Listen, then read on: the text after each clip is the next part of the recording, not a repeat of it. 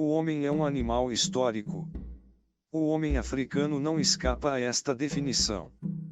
Como em toda parte, ele faz sua história e tem uma concepção dessa história. No plano dos fatos, as obras e as provas de sua capacidade criativa estão aí sob nossos olhos, em forma de práticas agrárias, receitas de cozinha, medicamentos da farmacopeia, direitos consuetudinários, organizações políticas, produções artísticas, celebrações religiosas e refinados códigos de etiqueta. Desde o aparecimento dos primeiros homens, os africanos criaram ao longo de milênios uma sociedade autônoma que unicamente pela sua vitalidade é testemunha do gênio histórico de seus autores. Essa história engendrada na prática foi, enquanto projeto humano, concebida a priori. Ela é também refletida e interiorizada a posteriori pelos indivíduos e pelas coletividades. Torna-se, portanto, um padrão de pensamento e de vida, um modelo. Mas sendo a consciência histórica um reflexo de cada sociedade, e mesmo de cada fase significativa na evolução de cada sociedade, compreender-se-á que a concepção que os africanos possuem de sua própria história e da história em geral seja marcada por seu singular desenvolvimento. O simples fato do isolamento das sociedades é suficiente para condicionar estreitamente a visão histórica. Assim, o rei dos Mossi, Alto Volta, intitulava-se Mogunaba, ou seja, rei do mundo, o que ilustra bem a influência das limitações técnicas e materiais sobre a visão que se tem das realidades sociopolíticas. Desse modo, pode-se constatar que o tempo africano é, às vezes, um tempo mítico e social, mas também que os africanos têm consciência de serem os agentes de sua própria história. Enfim, veremos que este tempo africano é um tempo realmente histórico, tempo mítico e tempo social num primeiro contato com a África, e mesmo a partir da leitura de numerosas obras etnológicas. Tem-se a impressão de que os africanos estavam imersos, como que afogados no tempo mítico. Vasto oceano sem margens nem marcos, enquanto os outros povos percorriam a avenida da história, imenso eixo balizado pelas etapas do progresso. De fato, o mito, representação fantástica do passado, em geral domina o pensamento dos africanos na sua concepção do desenrolar da vida dos povos. Isso a tal ponto que, às vezes, a escolha e o sentido dos acontecimentos reais deviam obedecer a um modelo mítico que predeterminava até os gestos mais prosaicos do soberano ou do povo. Sob forma de costumes vindos de tempos imemoriais, o mito governava a história, encarregando-se, por outro lado, de justificá-la.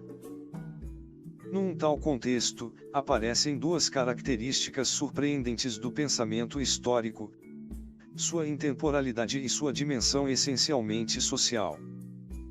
Nesta situação, o tempo não é a duração capaz de dar ritmo a um destino individual. É o ritmo respiratório da coletividade. Não se trata de um rio que corre num sentido único a partir de uma fonte conhecida, até uma foz conhecida. Nos países tecnicamente desenvolvidos, os próprios cristãos estabelecem uma nítida demarcação entre o fim dos tempos e a eternidade. Isto talvez porque o Evangelho opõe nitidamente este mundo transitório ao mundo futuro, mas também porque, por esta visão distorcida e por outras razões, o tempo humano é praticamente laicizado. Ora, em geral o tempo africano tradicional engloba e integra a eternidade em todos os sentidos. As gerações passadas não estão perdidas para o tempo presente. À sua maneira, elas permanecem sempre contemporâneas e tão influentes, se não mais, quanto o eram durante a época em que viviam. Assim sendo, a causalidade atua em todas as direções, o passado sobre o presente e o presente sobre o futuro, não apenas pela interpretação dos fatos e o peso dos acontecimentos passados, mas por uma irrupção direta que pode se exercer em todos os sentidos. quando o imperador do Mali, Kankou Mausa, 1312-1332, enviou um embaixador ao rei do Yatenga para pedir-lhe que se convertesse ao islamismo. O chefe Mossi respondeu que antes de tomar qualquer decisão ele precisava consultar seus ancestrais. Percebe-se aqui como o passado, através do culto, está diretamente ligado ao presente, constituindo-se os ancestrais agentes diretos e privilegiados dos negócios que ocorrem séculos depois deles. Da mesma forma, na corte de numerosos reis, funcionários intérpretes de sonhos exerciam um peso considerável sobre a ação política projetada. Esses exegetas do sonho eram, em suma, ministros do futuro. Cita-se o caso do rei ruandês Mazimpakayo III, fim do século XVII, que viu em sonho homens de tez clara vindos do leste. Armou-se então de arcos e flechas, mas, antes de lançar as flechas contra eles, guarneceu-as com bananas maduras. A interpretação desta atitude ambígua, ao mesmo tempo agressiva e acolhedora, introduziu uma imagem privilegiada na consciência coletiva dos ruandeses e talvez contribua para explicar a atitude pouco combativa desse povo, tradicionalmente aguerrido, face às colunas alemãs do século XIX, semelhantes aos pálidos rostos avistados durante o sonho real 2 séculos antes. Nesse tempo suspenso, a ação do presente é possível mesmo sobre o que é considerado passado mas que permanece, de fato, contemporâneo. O sangue dos sacrifícios de hoje reconforta os ancestrais de ontem. E até agora, os africanos ainda exortam seus próximos a não negligenciarem as oferendas em nome dos parentes falecidos, pois os que nada recebem constituem a classe pobre desse mundo paralelo dos mortos e são obrigados a viver do auxílio dos privilegiados, que são objeto de generosos sacrifícios feitos em seu nome. De uma forma ainda mais profunda, certas cosmogonias atribuem a um tempo mítico os progressos obtidos num tempo histórico, que não sendo recebido como tal por cada indivíduo, é substituído pela memória histórica do grupo. E o caso da lenda Jekyll que explica o advento da técnica de fundição do ferro. Mogai, Deus, havia distribuído os animais entre os homens e as mulheres. Mas estas foram tão cruéis com seus animais que eles escaparam e tornaram-se selvagens. Os homens então intercederam junto a Mogai em favor de suas mulheres, dizendo: em tua honra, nós queremos sacrificar um carneiro, mas não pretendemos fazê-lo com uma faca de madeira, para não incorrer nos mesmos riscos que nossas mulheres. Mogai felicitou-os por sua sabedoria e, para dotá-los de armas mais eficazes, ensinou-lhes a receita da fundição do ferro. Essa concepção mítica e coletiva era tal que o tempo tornava-se um atributo da soberania dos líderes. O rei Xiluque era o depositário mortal de um poder imortal, já que totalizava em si próprio o tempo mítico, encarnando o herói fundador, e o tempo social considerado como fonte da vitalidade do grupo. Do mesmo modo, entre os Bafulero, Zaire Oriental, os Bunyoro, Uganda, e os Mossi, Alto Volta, o chefe é o sustentáculo do tempo coletivo. O Mvami está presente, o povo vive. O Mvami está ausente, o povo morre. A morte do rei constitui uma ruptura do tempo que paralisa as atividades, a ordem social, toda a expressão de vida, desde o riso até a agricultura e a união sexual dos animais e das pessoas. O interregno constitui um parênteses no tempo. Apenas o advento de um novo rei recria o tempo social que se reanima novamente. Tudo é onipresente nesse tempo intemporal do pensamento animista, no qual a parte representa e pode significar o todo, como os cabelos e unhas que se impede de caírem nas mãos dos inimigos pelo medo de que estes tenham poderes sobre a pessoa. De fato, é preciso atingir uma concepção geral do mundo para entender a visão e o significado profundo do tempo entre os africanos. Veremos então que no pensamento tradicional, o tempo perceptível pelos sentidos não passa de um aspecto de um outro tempo vivido por outras dimensões da pessoa.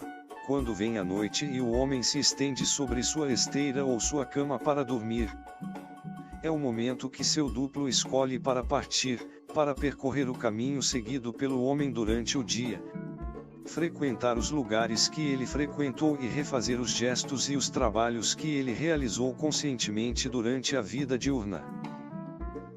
É no curso dessas peregrinações que o duplo se choca com as forças do bem e do mal, com os bons gênios e com os feiticeiros devoradores de duplos ou Serkyu, em língua Songhai e Zarma. É no duplo que reside da personalidade de cada um. O Songhai diz que o Bai duplo de um homem é pesado ou leve, querendo significar que sua personalidade é forte ou frágil. Os amuletos têm como finalidade proteger e reforçar o duplo. E o ideal é chegar a confundir-se com o próprio duplo, a fundir-se nele até formar uma só entidade, que ascende assim a um grau de sabedoria e de força sobre-humano. Somente o grande iniciado, o mestre Corteconino, Zimaya, atinge esse estado em que o tempo e o espaço não constituem mais obstáculos. Era esse o caso de Si, o ancestral epônimo da dinastia. Assustador é o pai do Si, o pai dos trovões. Quando ele está com uma cárie, é então que mastiga cascalhos. Quando está com conjuntivite, é nesse momento que, resplandecente, acende o fogo. Com seus grandes passos, ele percorre a terra. Ele está em toda parte e em parte alguma. O tempo social, a história, vivida assim pelo grupo, acumula um poder que é a maior parte do tempo simbolizado e concretizado num objeto transmitido pelo patriarca, chefe do clã ou rei ao seu sucessor. Pode tratar-se de uma bola de ouro conservada num tobal, tambor de guerra, associado a elementos extraídos do corpo do leão, do elefante ou da pantera. Esse objeto pode estar fechado numa caixa ou numa arca, como as insígnias reais, Tibu, do rei Mossi. Entre os Songhai Zarma, é uma haste de ferro afiada numa das extremidades. Já entre os Sorkyu do antigo Império de Gal, é um ídolo em forma de um grande peixe provido de uma argola na boca. Entre os Fereros, é uma forja mítica que às vezes, durante a noite, torna-se rubra para expressar sua cólera. A transferência desses objetos é que constituía a devolução jurídica do poder. O caso mais interessante é o do Sonyanki, descendentes de Sun Ali, que possuem correntes de ouro, prata ou cobre, cada elo das quais representando um ancestral, e o conjunto simbolizando a descendência dinástica até Suni, o Grande. No decorrer de cerimônias mágicas, estas correntes magníficas são regurgitadas diante de um público embasbacado. No momento de morrer, o patriarca Sonyanki regurgita a corrente pela última vez, fazendo com que o escolhido para seu sucessor engula-a pela outra extremidade. Ele morre logo após ter passado sua corrente àquele que deve substituí-lo. Esse testamento vivo ilustra com eloquência a força da concepção africana do tempo mítico e do tempo social. Poder-se-ia pensar que uma tal visão do processo histórico seria estática e estéril, na medida em que, ao colocar a perfeição do arquétipo no passado, na origem dos tempos, parece indicar como ideal para o conjunto das gerações a repetição estereotipada dos gestos e da gesta do ancestral. O mito não seria, assim, o motor de uma história imóvel. Ficará claro mais adiante que não podemos nos ater unicamente a esse enfoque do pensamento histórico entre os africanos. Por outro lado, o enfoque mítico que é preciso reconhecê-lo, está na origem da história de todos os povos. Toda história é originalmente uma história sagrada. Do mesmo modo, esse enfoque acompanha o desenvolvimento histórico, reaparecendo de tempos em tempos sob formas maravilhosas ou monstruosas. Entre elas está o mito nacionalista, que faz com que um determinado chefe de Estado contemporâneo se dirija ao seu país como a uma pessoa viva, e o mito da raça, sob o regime nazista, concretizado por rituais cujas origens remontam a um passado longínquo, que condenou milhões de pessoas ao Holocausto. Os africanos têm consciência de ser os agentes de sua história. Certamente, durante alguns séculos o homem africano teve razões de sobra para não desenvolver uma consciência responsável. Excessivas imposições e alienações exteriores domesticaram-no a tal ponto que mesmo quando ele vivia longe da costa onde se dava o aprisionamento de escravos e da área de influência do comandante branco, ele guardava num canto qualquer de sua alma a marca aniquiladora da escravidão. Do mesmo modo, no período pré-colonial, numerosas sociedades africanas elementares, quase fechadas, dão a impressão de que seus membros só tinham consciência de estar fazendo história numa escala e numa medida bastante limitadas, em geral na dimensão da grande família e no quadro de uma hierarquia consuetudinária gerontocrática, rigorosa e pesada. Entretanto, mesmo e quem sabe, sobretudo, nesse nível, o sentimento da autorregulação da comunidade, da autonomia, era vivo e poderoso. O camponês Tlobi e Kabai, na sua aldeia, quando o senhor da casa, acreditava ter amplo controle de seu próprio destino.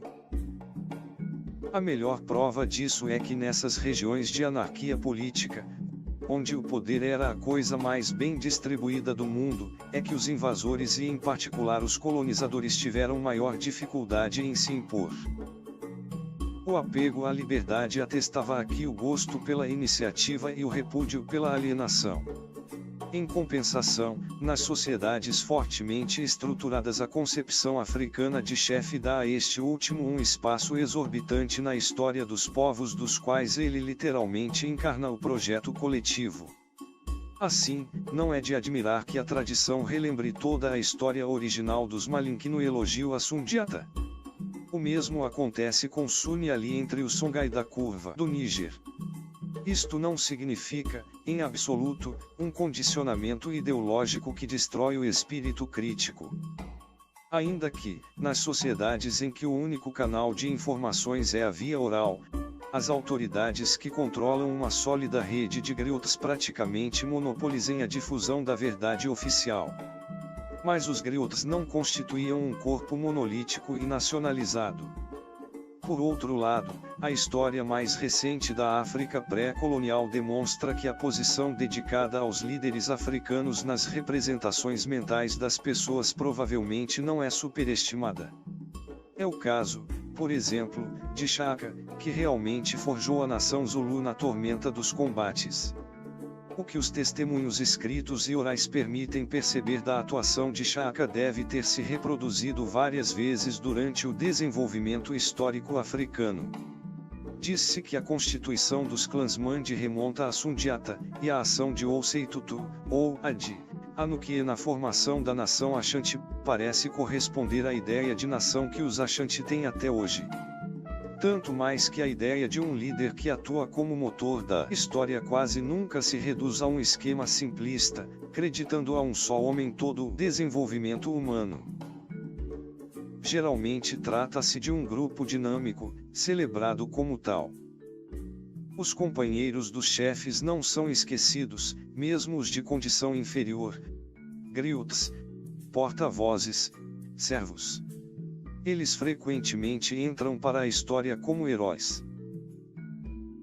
A mesma observação vale para as mulheres que, ao contrário do que se tem dito e repetido à sociedade, ocupam na consciência histórica africana uma posição à expressão Bambara, Sutig, equivalente, numa escala inferior, a Dogoltig, chefe de aldeia, Diamanitig, chefe de cantão, e Kelitig, general em chefe, mostra bem a força dessa autoridade sem dúvida mais importante que em qualquer outro lugar. Nas sociedades de regime matrilinear isto é facilmente compreensível. Em Wanzarba, perto de Tera, Níger, onde a sucessão na chefia era matrilinear, durante o período colonial os franceses, no intuito de reunir os habitantes dessa aldeia aos de outras aldeias Songhai, haviam nomeado um homem para comandar essa aglomeração. Mas os Sonyank não deixaram de conservar sua Kasei, sacerdotisa, que continua até hoje a assumir a responsabilidade do poder espiritual. Também em outros lugares as mulheres são vistas como protagonistas na evolução histórica dos povos. Filhas, irmãs, esposas e mães de reis, como essa admirável Luedji, que foi tudo isso sucessivamente e mereceu o título de Svanamulunda, mãe do povo Lunda, ocupavam posições que lhes permitiam influir nos acontecimentos. A célebre Amina, que, na região Hausa, no século XV, conquistou para Azaria tantas terras e aldeias que ainda levam o seu nome, é apenas um exemplo, entre milhares, da ideia de autoridade histórica que as mulheres impuseram às sociedades africanas. Esta ideia permanece viva até hoje na África, na atuação das mulheres na Guerra da Argélia e nos partidos políticos durante a luta nacionalista pela independência ao sul do Saara. É claro que a mulher africana é utilizada também como objeto de prazer e de decoração, como nos sugerem as que são mostradas envoltas em tecidos de exportação ao redor do rei do Dahomey ao presidir uma festa tradicional.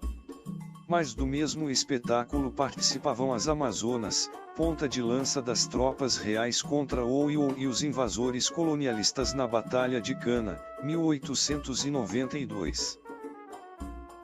Pela sua participação no trabalho da terra, no artesanato e no comércio, pela sua ascendência sobre os filhos, sejam eles príncipes ou plebeus. Por sua vitalidade cultural, as mulheres africanas sempre foram consideradas personagens eminentes da história dos povos.